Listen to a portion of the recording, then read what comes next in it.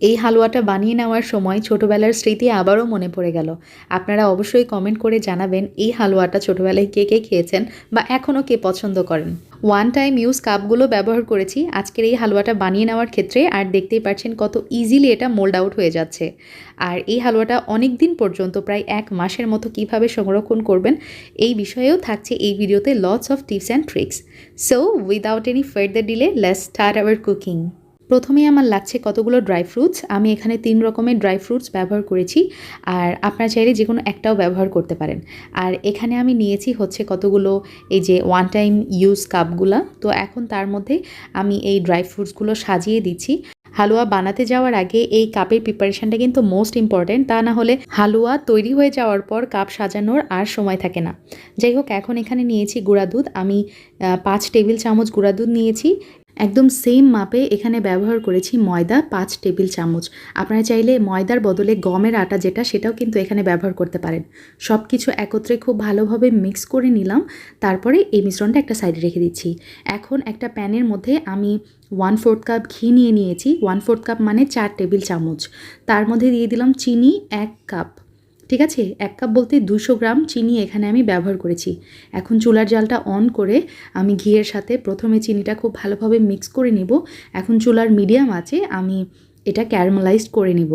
এই পর্যায়ে আমার ভিউয়ার্সদের জন্য একটা টিপস, সেটা হচ্ছে চিনির ক্যারামেল তৈরি করা কিন্তু এই পর্যায়ে অনেক ইম্পর্ট্যান্ট একটা স্টেপ। আপনার চিনির যদি ক্যারামেল পারফেক্ট না হয় সেক্ষেত্রে হালুয়াটা কিন্তু অতটা পারফেক্ট হবে না।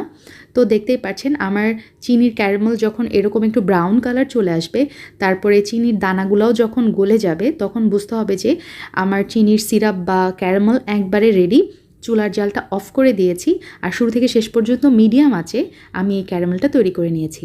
এখন এই যে ময়দার মিশ্রণটা যেটা আমি আগে থেকেই মিক্স করে রেখেছিলাম গুঁড়া দুধের সাথে, সেটা অল্প অল্প করে এই ক্যারামেলের মধ্যে দিব আর একটু নাড়াচাড়া করতে থাকবো।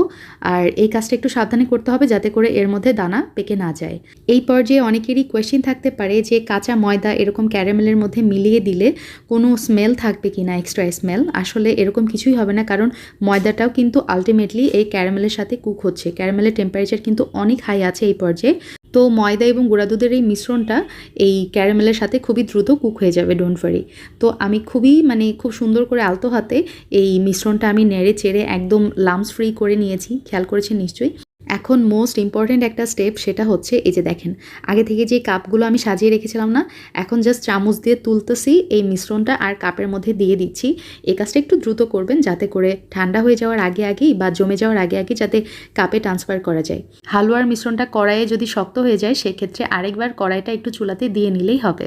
15 থেকে 20 মিনিট পর খেয়াল করেছি নিশ্চয়ই আমার হালুয়াগুলো কিন্তু খুব সুন্দরভাবে সেট হয়ে গেছে আলহামদুলিল্লাহ। কাপগুলা থেকে একদম ইজিলি মোল্ড আউট করা যাচ্ছিল হালুয়া, এটা আমি অনেক এনজয় করেছি।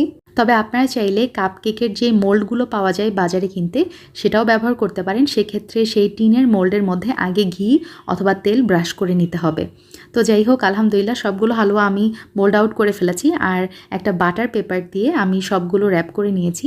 এভাবে যদি বক্সে আপনারা রেখে দেন, আর ফ্রিজেও রাখতে হবে না, কিছুই না, বাহিরের টেম্পারেচারেই প্রায় 1 মাসের মতো ভালো থাকবে ইনশাল্লাহ। আজকের আমার রেসিপি কেমন লেগেছে কমেন্ট করে অবশ্যই জানাবেন। ইনশাল্লাহ আবার দেখা হবে খুবই দ্রুত। আল্লাহ হাফেজ, আসসালামু আলাইকুম।